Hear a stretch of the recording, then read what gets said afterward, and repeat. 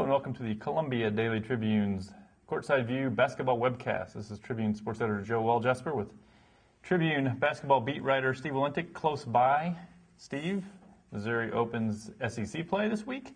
Missouri kind of enters the SEC when the conference is at a bit of a low ebb, I think it would be fair to say, based on the non-conference performance. It'd be hard to say anything other than that. Missouri going into the year, I believe, was picked third in the preseason poll. Just your thoughts on, is that high, low, or about right? I think it's maybe a bit low. I think this team goes into their first SEC season having a really realistic shot of winning the title. I don't know that they're the favorite. I think I might still give the edge to Florida. But it's close. I don't think any team in the SEC is elite the way certainly Kentucky was last year. I think there are a lot of teams, once you start getting to the middle of the pack and then below, that are better described as dreadful. Mm-hmm. So I think Missouri is definitely not dreadful. I think they're pretty good and have a chance to continue to get better. And so I think they've got a real legitimate chance to win this league. The wild card is Kentucky, because I think before the year everybody just had come to the conclusion that no matter who they lost, that the guys coming in were going to be good enough that they're, it'd be silly to pick anyone else to win it. Hasn't come together quite that quickly for them. Do you think they're a team, as you look at their makeup, that, by March they're going to be a dominant team again? It remains to be seen. I mean, I think it's still possible. I think they still have a really high ceiling. You're right that it hasn't come together as quickly as it did last year, but they also don't have the veterans that everybody talks about. The two freshmen that were consensus All-Americans last year with Anthony Davis and Michael Kidd-Gilchrist, but there were some veteran pieces to that team, guys who'd been in the program a couple of years, Terrence Jones, Darius Miller, guys like that, and they don't have that this season. They're really starting from scratch, and they've got Kyle Wilcher, I think, is the only player from a 7-man rotation back.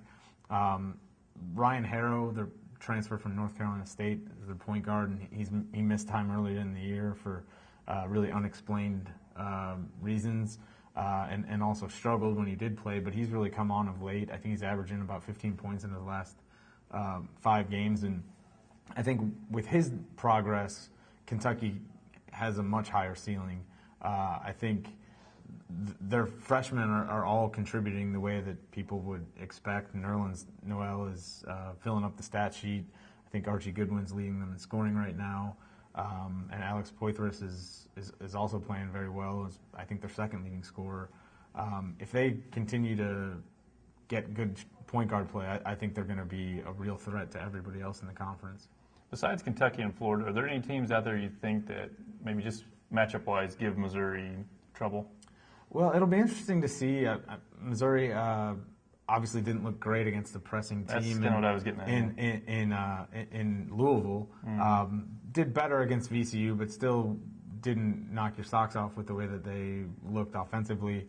Arkansas is obviously, that's what they do. I think we're going to get a chance to see how they match up against teams like that. They're not the only team in the SEC that likes to Florida, get up and down. Yeah. Florida does.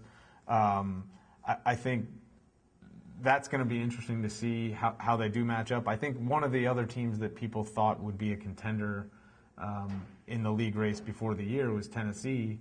And I think they even got a first-place vote in the preseason poll. They got really bad news earlier this week with Jerron Mayman, who was their leading rebounder last year, and a second-team preseason All-SEC player. He's now going to redshirt this year. He's had a knee injury that's just not healing the way that they expected, and I think that's a big hit to them. But there's still talent in Knoxville, and they've played a tough schedule, so I think that they're another team. Missouri doesn't play them till the last game of the regular season. They're another team that you look at as maybe a threat, but and Missouri is going to get a stiff test, I think, from Ole Miss, which is the highest scoring team in the league on Saturday. But that's a road game, and that's their first SEC road game. But really, finding contenders in this conference right now is difficult. Okay, well, join us again next week when we'll discuss Missouri's first few games in the SEC.